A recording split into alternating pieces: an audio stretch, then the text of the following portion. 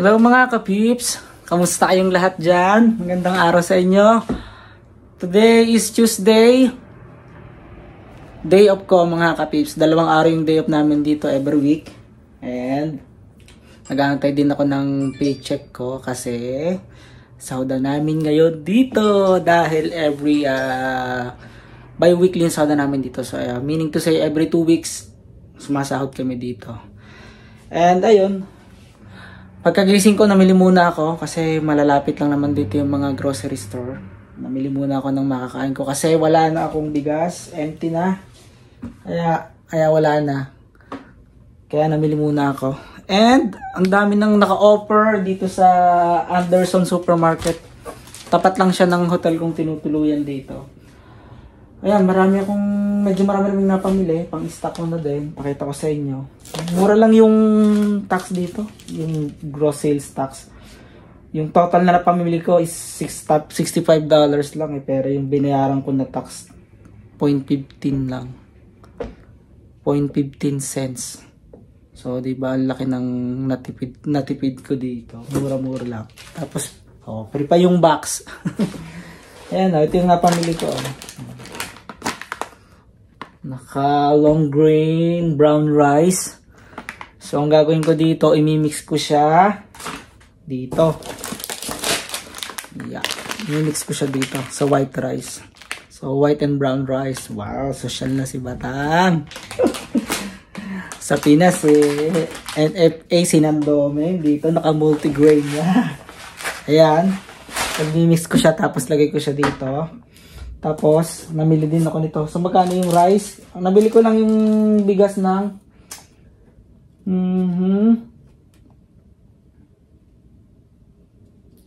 Saan yung rice? Hindi makita. Nasa $5 lang siya. $5 each. Yan. Tapos, ito. Tsaa. Puro mga naka-offer. Buti, pag pupunta ko ng Anderson, lagi may mga naka-offer sa kanila. So, binababa nila yung presyo. Kaya, binibili ko na, sinasamantala ko na habang naka-offer. So, ito, $2 lang to. Ano to?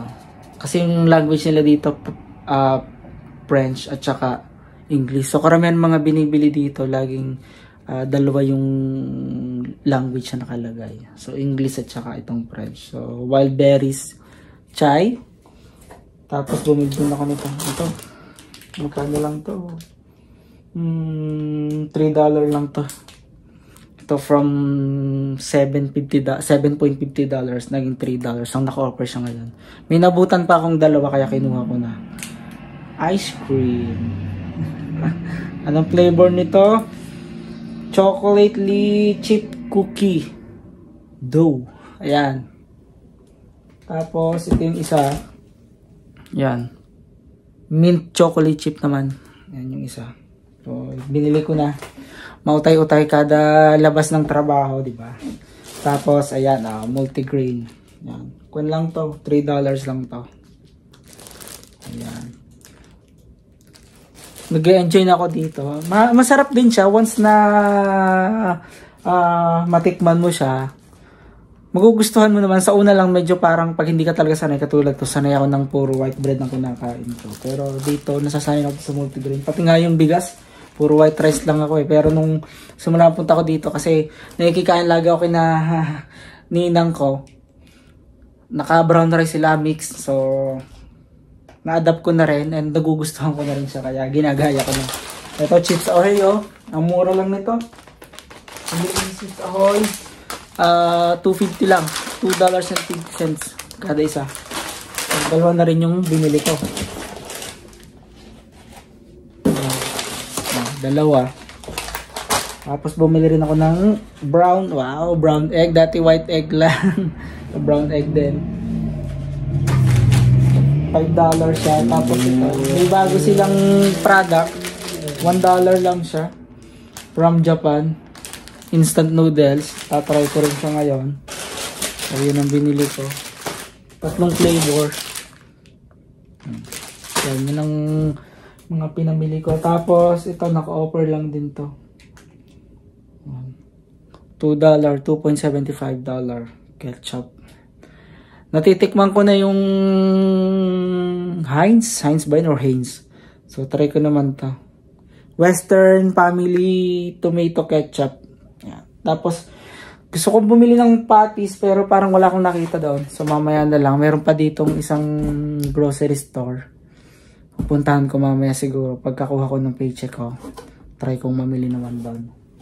Tapos ito, pag masyado nang hinog yung saging nila, yung parang hindi na siya masyadong mabebenta, ino-offer din nila. Ayan, nabili ko lang siya ng $1. 2, 4, 5 piraso na to. Medyo hinog na siya. Ayan. Pero sa mga napapanood kong mga videos, mas healthy daw pag ganito. Yung may mga ganyang-ganyang patsang-patsang. Ay, binili ko na $1 lang naman, di ba? Tapos bumili din ako ng yan, yung regular na banana. Ayan. Ito, $2 naman to. So, $1 difference sila. Chiquita, oh. Alam ko, product to ng Pilipinas yung Chiquita. Magkakaalam ko, ha. Tapos, to yan. $2 lang din to. Titikman ko to kasi mahilig ako sa Century Tuna. Pero to, titikman ko naman kung anong lasa nito. Ocean's Chunk Light Tuna. Ayan. Tapos, namili rin ako nito. Ito, naka-offer lang din to. $2 lang din to from $4. Ayan, Kraft. Pang dressings mo siya kapag gagawa ka ng sandwich. Ayan. So dito most of them talaga mga mahilig sila sa sandwich. Bacon, sausage, ham. Yan, yun yung kalimitang product dito. Kaya dito yung baboy talagang madami. Kasi halos lahat ng restaurant dito, cafe, may mga tinda silang ganon, mga convenience store, grocery store. Lagi silang may mga tindang bacon. Ang hilig nila doon. So yun siguro yung kung talaga nila. Tapos yan, oh, $2 lang to. 2 liters. Pepsi Diet. Wow. Dati Pepsi lang eh, naka-diet. Para may inumin man tayo. So, yung mga napamili ko. Tapos, nagdala na rin ako ng eco bag ko dito. Pero, mukhang hindi kakasya yung mga pinamili ko kanina. Eh, pre naman dun yung mga box. Yan. So, kumuha na lang ako ng box. So, yun yung pinaglagyan ko. So, yung mga napamili ko. Ayan. Pang-stock na ako. Ayan. Ay, meron naman akong lutuan dito ng kanin. Ayan o. Bigay ni Ninang Joyan. Ayan. May rice cooker naman ako dito. Magluluto na lang ako. Tapos mamaya siguro pagkakuha ko ng paycheck ko. Pupunta ako ng isa pang grocery store. Hindi ko pa napupuntahan yun. Malapit lang sa trabaho ko yun. Tingnan ko kung anong mga meat products nila doon. Mamimili na rin ako kasi may rep naman dito. Pwede kong ilagay itong mga to. So, ayan. 3 araw yung day off ko kasi nakipagpalit yung isa kong katrabaho. Kaya 3 araw akong nasa bahay dito. Ang dali ng dito, mga part-time. Kanina nandun ako, namimili ako sa may, ito nga sa may Anderson's grocery store. May lumapit sa akin, meron daw siyang restaurant. Tapos inalok ako ng magtrabaho daw ako sa kanya. Kasi sabi ko, close work permit ako. So dito kapag naka LMIA ka na close work permit, doon ka lang dapat magtatrabaho sa company mo na nakalagay doon sa working permit mo. So kung naka PR ka na, yan, madali na. Kahit anong trabaho, pwede mo nang pasukin. Pero ang dami dito. Ang daling mo part-time pala dito talaga. Sila na yung lumalapit sa'yo, grabe. Namimili lang ako, binati lang ako. Tapos, pagkabati sa akin, nagtanong na kung ano daw trabaho ko. Baka daw gusto kong mag-con sa kanya, mag-part-time sa trabaho niya. Kaso sabi ko, syempre mahirap na. Mas maganda nang gawin natin ng legal.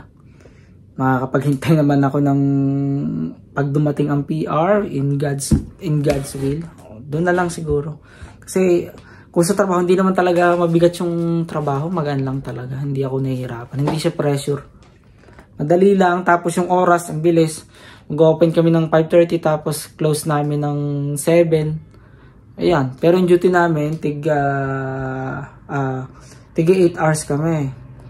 Sa isang shift naman, minsan 2, minsan 3. Hindi naman ganun kabigat kasi mga pre-pack food na naman yung pinaprepare namin. May mga na-order pero karamihan nandun lang sa mga warmer yung mga ginagawa namin, mga sandwich, subs, yan, pizza, burgers, yan, yung tsaka mga fried products. Yung mga ginagawa namin kalimitan, kinukuha lang nila sa warmer. Kaya madali lang.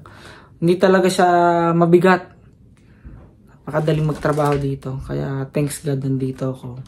So yan yung list ng napamili ko, napunit na. Yan yung list ng napamili ko. Yan, mga naka-offer lahat yan. Tapos, yan lang yung tax. Oh, di ba? 0.15 cents lang yung tax nila. Diba? Galing, di ba? Hanggang dito na lang muna mga kabatang. Update ko na lang uli kayo sa susunod kong vlog. Siguro magandang susunod kong vlog yung sasahod ka na. Pakita ko sa inyo, share ko sa inyo. Magkukan muna ako dito, mag-ayos muna ako dito, tsaka maglinis akong bahay. Medyo makalat yung bahay ko at magluluto muna ako. Maraming salamat mga kapips at salamat sa patuloy niyong pagsuporta po sa channel ko at keep on subscribing and palike na rin po ng video na to kung nagustuhan nyo. At see you sa next vlog ko. Salamat mga kapips. Bye bye!